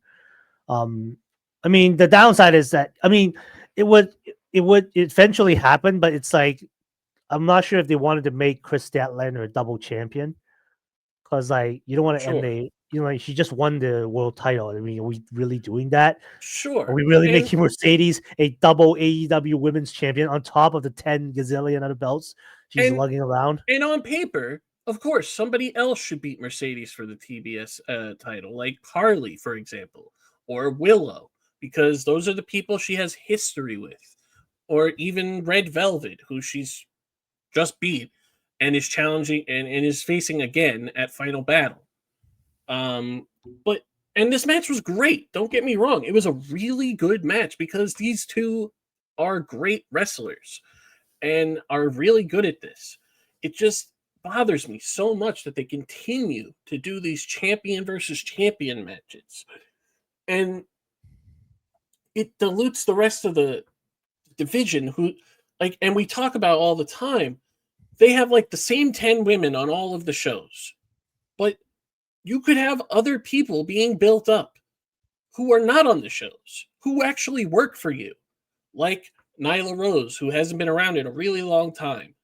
Like other people that are on your roster that could be challenging Chris Statlander. I get that this match is a big deal. I get that completely. But how about Mercedes defends her belt against somebody else who deserves a title shot? Because we already proved that Mercedes can't win the world title because she did that in July. She earned that opportunity by winning the Owen. She didn't earn this opportunity. She just asked for it and got it. And that's it. Well, technically, she didn't ask for it at all. Chris just gave it to her, which is worse. Which is worse. But I understand that Chris wanted to prove that she could beat Mercedes because she had never done that before. But I hate to sound negative because I love this match. The match was very good. And Chris winning was the right call, of course. But Mercedes should be defending her belt. It's not that hard. But yeah, I mean, this match was a lot of fun, as I expected it would be. Chris got the win. And yeah, they're moving on, I guess. We don't know what Chris is doing, I guess. But she said in a promo on Dynamite that she has to what should she do now? Should she look back and address her past, or should she look to the future? And I don't know what that means. And then on Collision, she helped Ty Mello and Jamie Hayter chase off the Sisters of Sin. Or all three of them. What is their Triangle of Madness? Madness. Yeah. So what does that mean? Is she going to have one of them challenge her? Is she going to face Tekla? I guess. Well, that's my understanding is that on Collision, Tekla lost to Ty Mello, so it's like Ty Mello should the other way around. Oh, really? It was Tekla who won? Oh, sorry. Yep. I don't know why I thought Ty Mello won. Maybe I read it wrong. Yes, Tekla got the win. Okay. And yeah, she started to attack Ty Mello after the match, and Anna Jay was not there, and they said that on commentary. So somebody had to come out and help Ty Mello, and Jamie Hayter came out because of her history with the Triangle of Madness, and I guess Aminata's still hurt. So then Chris just came out, and the Triangle of Madness just ran away. Where was Anna Jay? They said she wasn't there. She said that Oh. they said on commentary that she was not in attendance. I guess Oh. for reasons. I don't know. Okay. Supposedly Anna Jay's contract is coming up soon, and she is weighing her options. But I don't think that's why she wasn't on this on Collision. I think they just were doing an angle. But yeah. So yeah, I'm happy that Chris won. Of course, I didn't think Mercedes was going to win for all the reasons that we talked about earlier. Because there's no reason for Mercedes to win the world title while she has all those other belts. She has to lose all those other belts before even having the world title, because that just makes the most sense. I mean, she can't lose the Owen belt. She just carries that one around because it's another belt. But well, the Owen belt is by virtue of her winning the tournament last year, so it's not. Yeah, is you can't defend it basically. Yeah, so at some point she's going to lose all the other belts and then just stop bringing the Owen belt around, I guess. Yeah. She's not going to lose that. It's not like Britt Baker carries around the Owen belt that she won. No, she carried it for 1 week, and then her and Adam Cole just stopped bringing them to TV. Yeah, because that made sense because they were not. Yeah, they were essentially the rings that the people who win the Saudi Crown Jewel Championship yeah, that they won, yeah. but they But at can't take least the belt out of the country. So yeah, but well, at least when you win the Owen, you get a shot at the world title. When you win that, you just get nothing. It's literally a prop. But yeah, really enjoyed this match. This match was pretty long, actually. It was the second longest match on the show. At 23 minutes and 5 seconds. And yeah, we'll see what happens with Mercedes. Obviously, like I said, she's going to be on Final Battle, defending the ROH Women's Television Championship against Red Velvet again.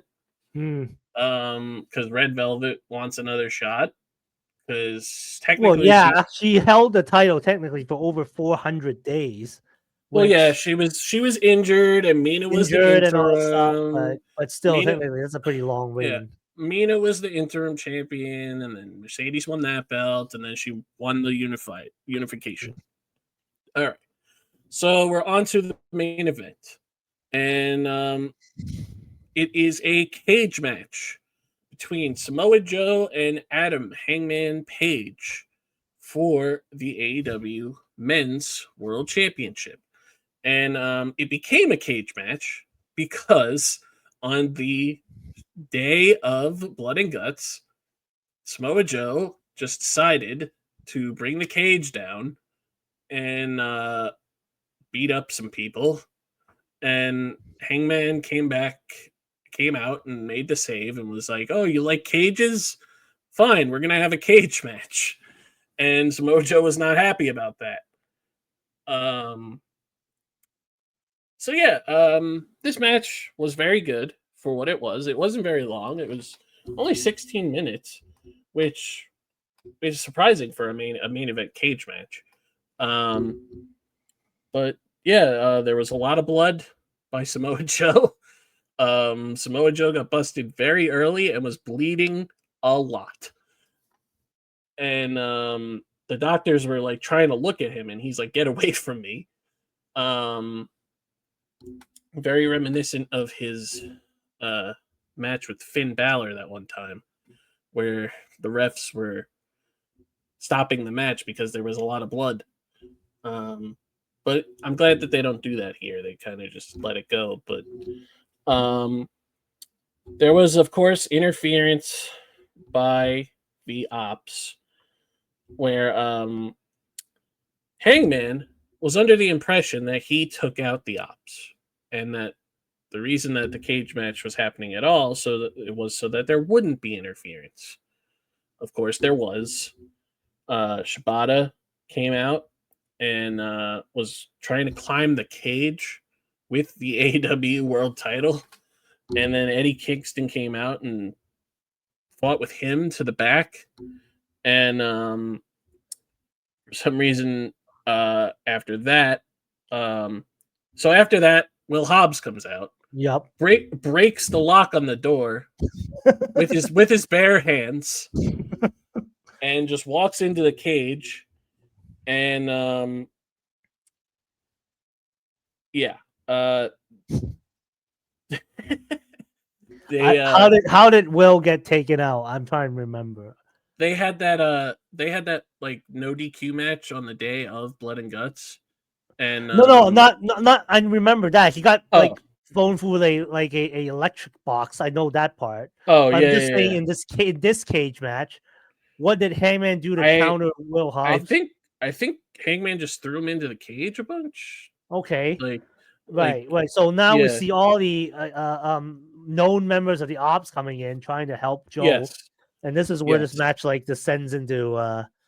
confusion because So yeah, then Hook would make an appearance, and he would get into the cage and pick up the belt, and he would swing the belt at Hangman, hitting Hangman right in the face with the belt, and then he would remove his jacket to reveal an Ops shirt.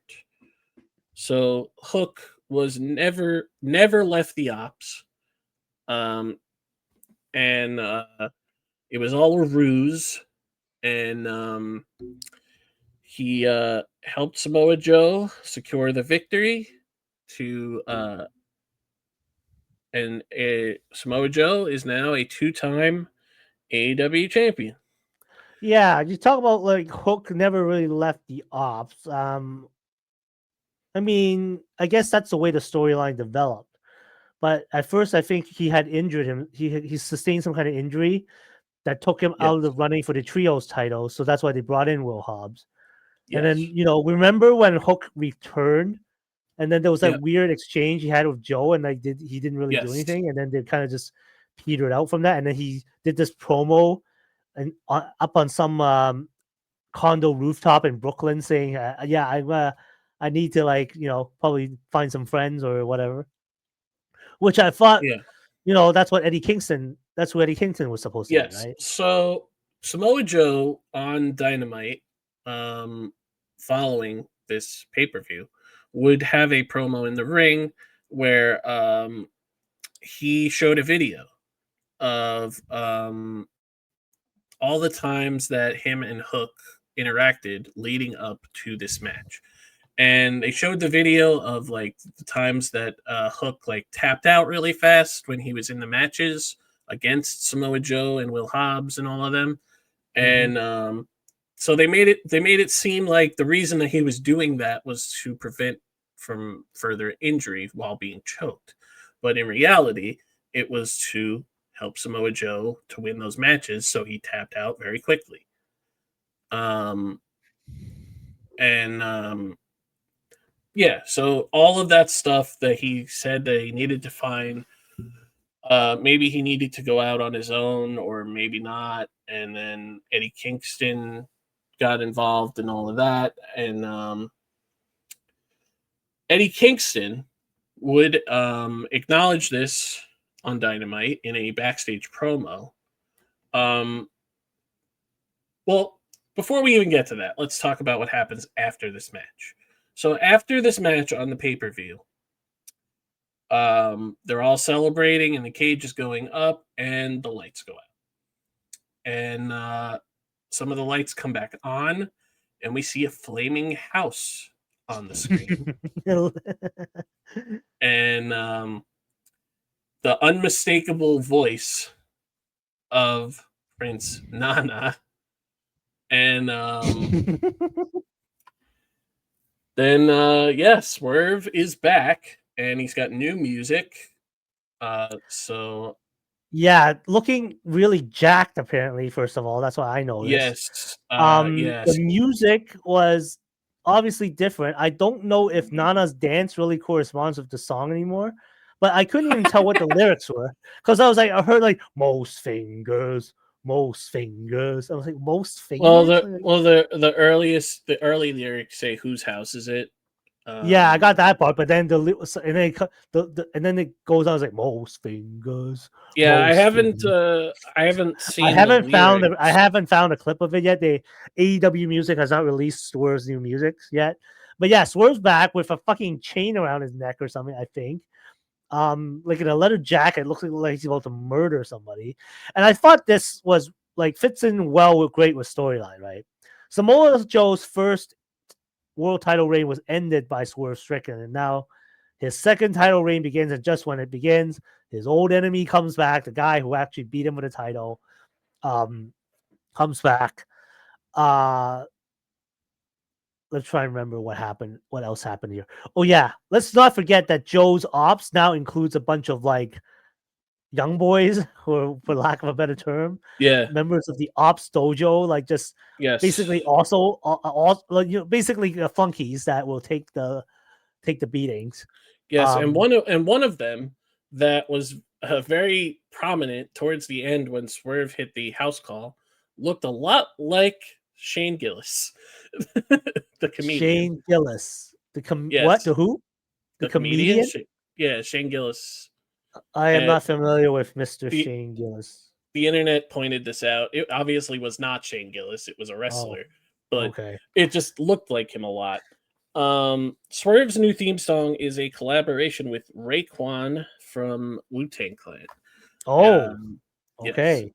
So, yeah. So on Dynamite, as you mentioned, Well, let's not forget how Full Gear ended. Not only did Swerve come back, start beating out everybody, and then just when there was still like one person left in the ring, I think Hangman just got back up, buckshot lariat to this guy, and yeah, then the both of them, without even looking at each other, just start staring down Samoa Joe, who's like escaping with the ops with the title, and it's like these two guys who like ripped each other's lives apart are now just standing side by side, not friends. I don't think they're friends, but they just have a common enemy. But it's just like they don't even look at each other. And I just thought yeah, that was very effective. And it's like, yeah, we don't need to look at each other. Everybody knows like what happened to between us. But yeah, now we just both have one goal: the AEW World Title and public kicking Samoa Joe's ass. And they did the yeah. same thing with Dynamite. They both came out separately. I might add. Swerve like came in through the crowd.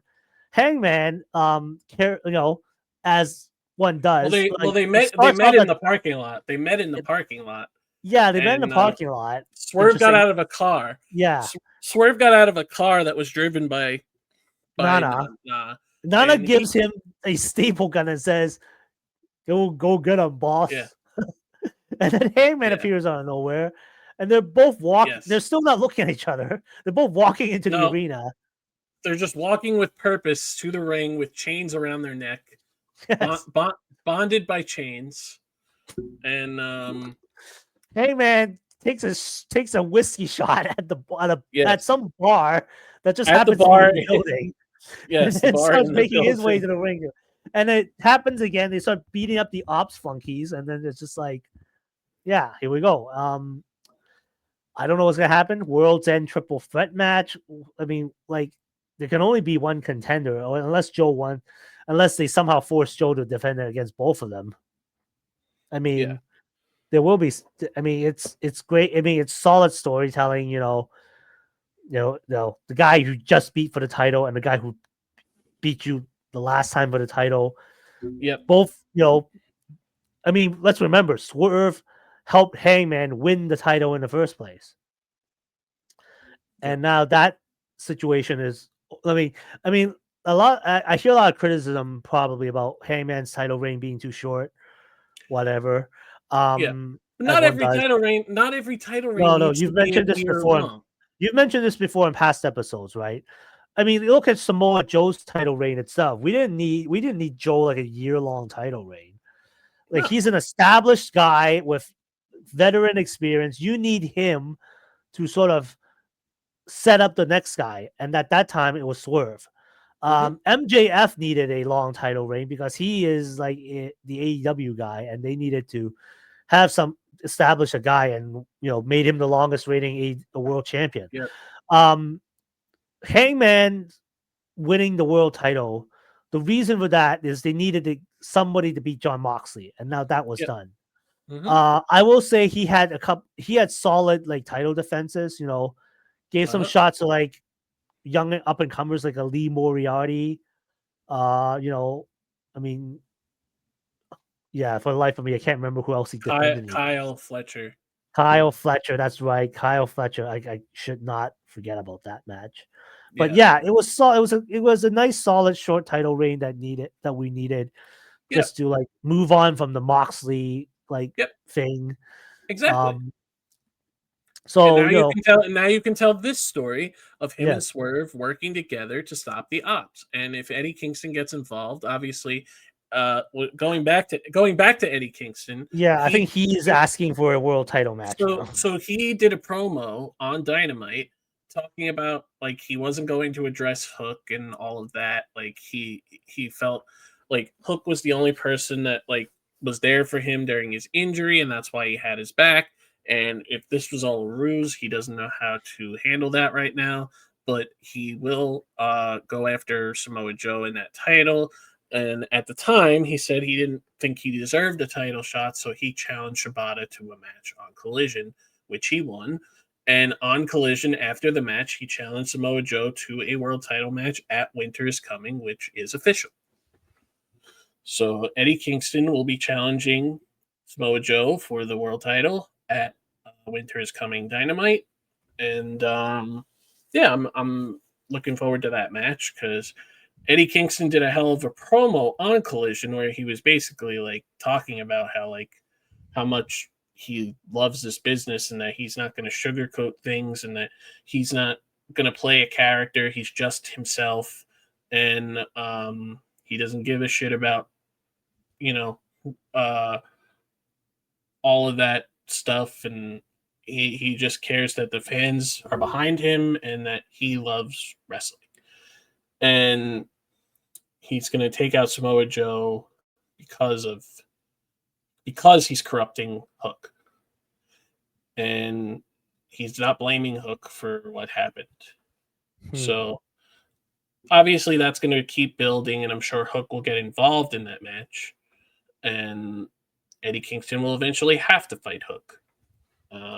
So we'll see where that goes. And Hook is doing some more talking here, which he needs to do. He needs to get more, get more mic work done and all of that. And Taz is acknowledging all this stuff on Twitter, X, basically saying, like, he's like agreeing with everything that Hook is doing. Like, oh, he never left the ops. And obviously, Taz has history with Samoa Joe, so why wouldn't Taz trust Samoa Joe to take care of himself? So yeah. All right. So we've been talking about it throughout this show, so we'll talk about it now. All around, this pay-per-view was very good, and it's up there, top 5 of the year for sure. I wouldn't say it's the best pay-per-view, but it was very good. The Continental Classic was announced, and we were told that we were getting the participants, and we did on, I believe it was Monday. We got the announcement of the participants. So the Gold League is Darby Allin, Pac, Kevin Knight, Speedball, Kyle Fletcher, and Kazuchika Okada. And the Blue League is Takeshita, John Moxley, Claudio, Orange Cassidy, Roderick Strong, which was supposed to be Kyle O'Reilly, and Mascara Dorada. So they give us the rundown on the rules of the Continental Classic. And they mention that Kazuchika Okada is no longer the unified champion because he is putting up the Continental Championship in the tournament like in past years. So because he's no longer the official holder of the Continental Classic, the Continental Championship, until the tournament is over, he is no longer the unified champion. I don't understand that. But What? he is, of course, he remains the international champion because he's not defending that belt, which makes absolutely no sense. The So point, the point of a unification is to unify two championships or multiple championships into one championship. The name of the belt is a unified championship, which means it is unified, which means the continental and international titles are now one forever. That's the way it should be. But no, Tony Khan took it upon himself to be like, no, after 4 months in that big important match at All In where he beat Kenny Omega to become the unified champion, he's no longer the unified champion because the Continental title is on the line in the tournament. oh my, What? I get again. I don't get it. Like this whole thing makes no sense. Like this, I mean, I thought this is kind of thing that you'd get from a Vince McMahon or a Triple H style kind of booking, right? Like, I mean, they really messed it up like a couple years ago when like they didn't have Cody beat Roman, and now they had to create a whole new title. And meanwhile, Roman's still holding the two titles, but then it's like, no, we're gonna have a. I mean, they literally did the same thing with the unified title. They gave Roman this new gold-shaped WWE title, but then he was still holding the Universal title and the standard WWE Championship until WrestleMania 40. Then it was like a year where Cody was, the undisputed WWE champion, but then it's like the Universal title was still existing in the background until he lost it a year later to John Cena, and then they just retroactively deactivated the Universal title at the point when Roman lost it. So you just you deactivated, you just abolished Cody's like Universal title reign for a year. I mean, at this point, at least WWE at this point fixed the problem as best as they could. This is still an ongoing problem in AEW, and I see it as a problem. I don't know if Tony sees that as a problem. He might be just delusional at this point and not see it as a problem, which I think everybody around him is telling. I think some people around him of some importance are hopefully telling him that it's an issue because it's like you made this big deal about a unified title that's supposed to be, as the name implies, unified two titles that had been going on for a while. And now saying, oh, okay, why instead? No, because the Continental title is now up for grabs and there's no longer a title holder. The unified title technically doesn't exist.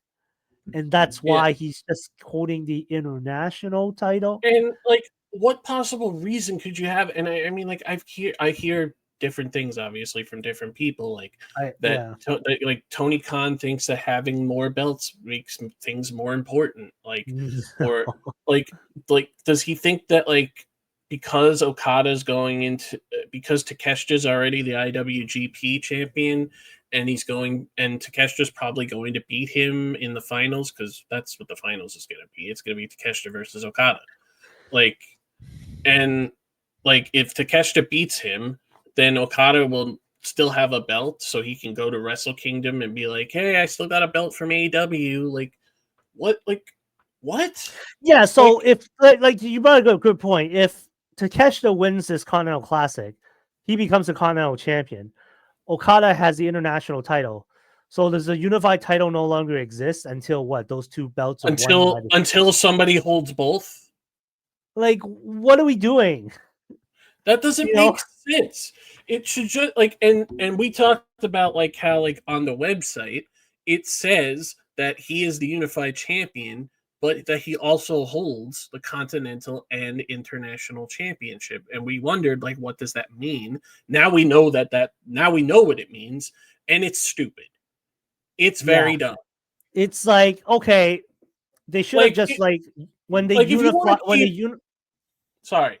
If you want to keep the international title because it's the better design of all three, then keep the international title and keep it and call it the unified title. That's fine. That's completely okay.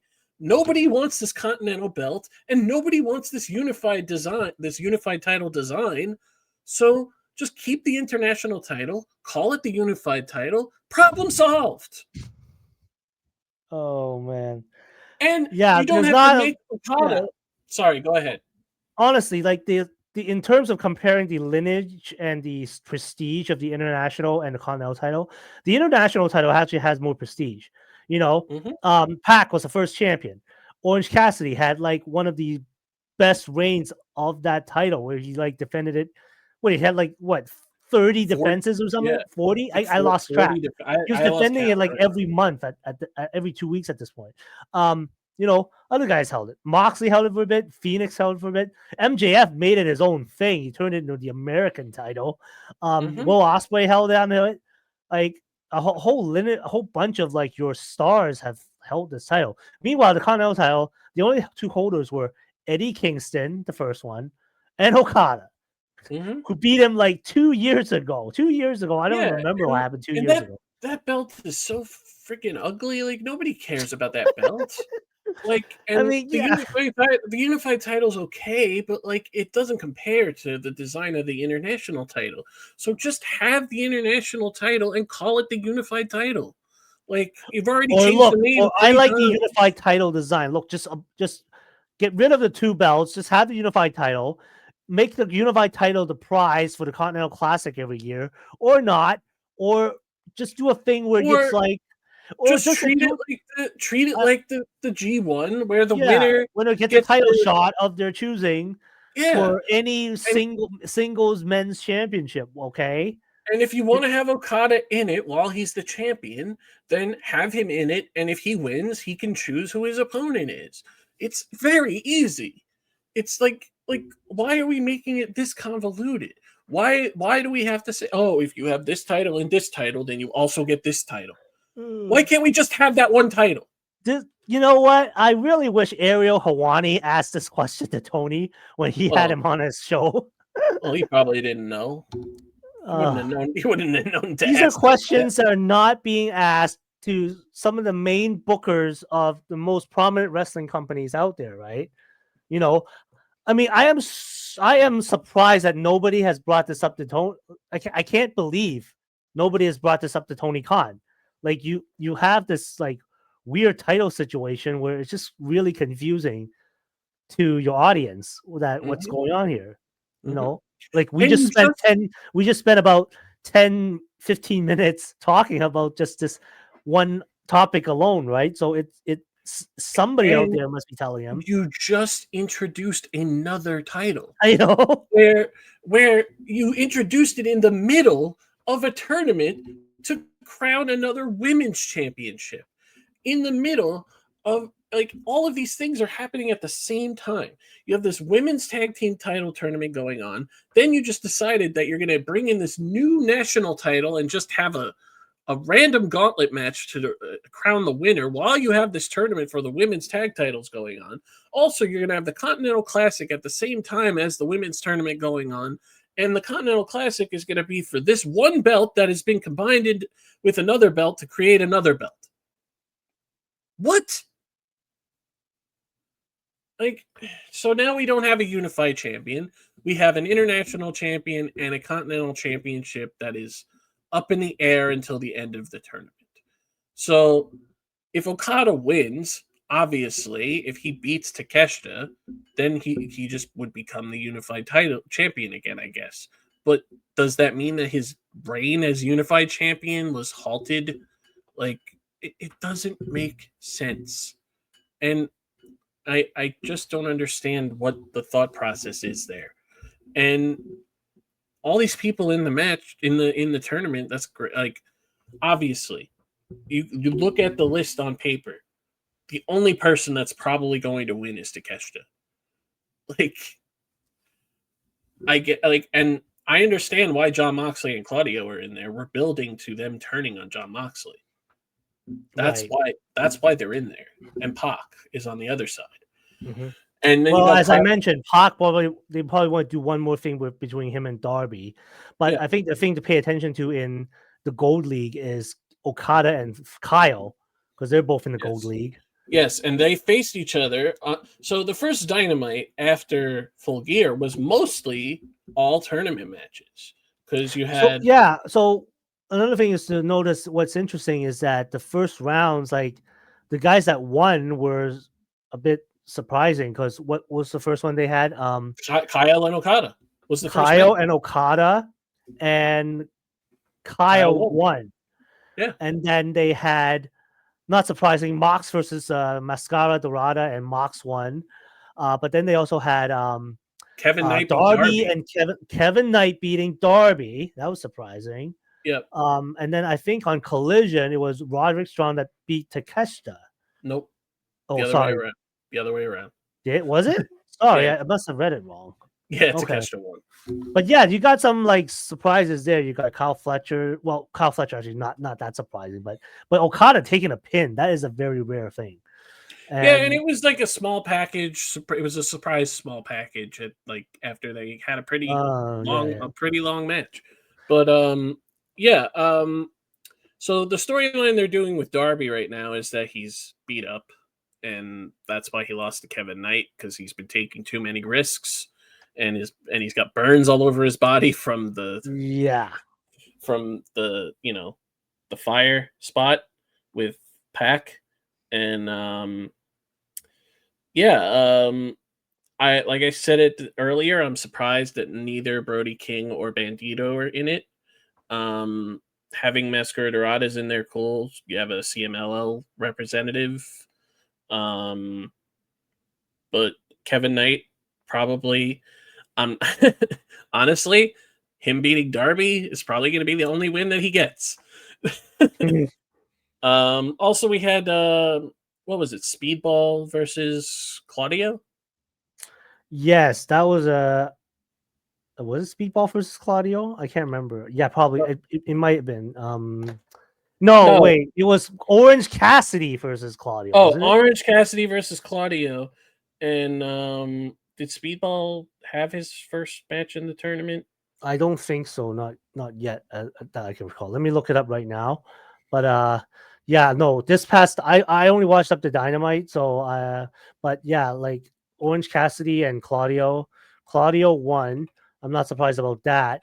What was surprising is that they did sort of an interview segment afterwards, where like Renee was going to interview Claudio about being in the tournament, and before I guess she can even get an answer from anybody, I guess a brawl broke out again, and then like yes.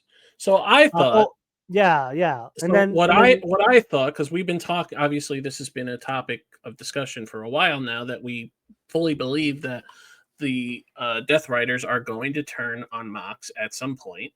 And so I thought that she was going to interview Claudio, because Claudio versus Orange was the main event on Dynamite. And she was going to interview Claudio, and Mox was going to be there, obviously, and they were going to do a whole thing where she was going to ask him, like, you haven't faced John Moxley in almost a decade, and now you have to face him next week. So what's going through your head? And I thought it was going to be like a respect thing, and then while Mox's back was turned, he was going to get attacked. But instead, it was just a brawl between all of the participants. Yes, it was, and then some, and it ended with Orange Cassidy punching out Wheeler Yuta. Pac beat Speedball on Collision in the first. Okay. Yep. I'm seeing it now. Yep. And then that's right. Yes. So yes, next week on Dynamite we have Mox versus Claudio. we have who else? We have Okada versus Pac, and then Okada Kyle Fletcher. Yeah, then Kyle Fletcher versus Kevin Knight. Yes. So those should all be interesting. Obviously, with no interference in these matches, Claudio versus Moxley is going to be very interesting. And I guess we'll see if something happens after that match. Or part of me thinks they're going to wait until the end of the tournament to turn on Mox. Because I thought it was going to happen here, obviously, and that didn't happen. Yeah, I mean, as close as Mox is get to wherever he gets the tournament. Because if your prediction is that it's going to come down to Okada versus Takeshita, then Mox might probably in semifinals. You know. Yeah, I believe they're doing it the way they did it last year, where the runner-up of gold faces the winner of blue, and the winner of gold faces the runner-up of blue, and then the winner of each faces in the finals. So yeah, hopefully that doesn't turn into a thing where Okada and Takeshita have to face in the semifinals, because that would be annoying. But yeah, so I guess we'll see. But yeah, I am not a fan of the whole title situation that they're doing, but hopefully they figure that shit out soon. Um, but with that, that is going to do it for us. This was a fun show to talk about, and fun being back here to do this podcast. And we're getting to that point in the year once again where we're going to do our top matches and top wrestlers for the men and the women of the year. I believe we will probably do that either next or after World's End. Because World's End is the next. I'm sure we'll have another podcast in between there. We'll have to figure it out. But for now, that's going to do it for us. Make sure to go to our linktree / going over big time podcast has all the ways for you to watch and listen to this podcast, as well as social medias for me, Alan, and the podcast itself. So that is going to do it for me. Alan, give us your closing thoughts. Well, thank you very much, everyone, for listening to our banter about this whole pay-per-view Full Gear, as well as of all the spin-off events that have subsequently taken place, and bearing with us as we lamented for like 20 minutes about a title in a wrestling promotion that should be fixed. But anyway, I think it's just because we love we love this thing so much that we just wanted to make sense. So thank you for listening, everybody. All right. Thank you very much. Have a good one.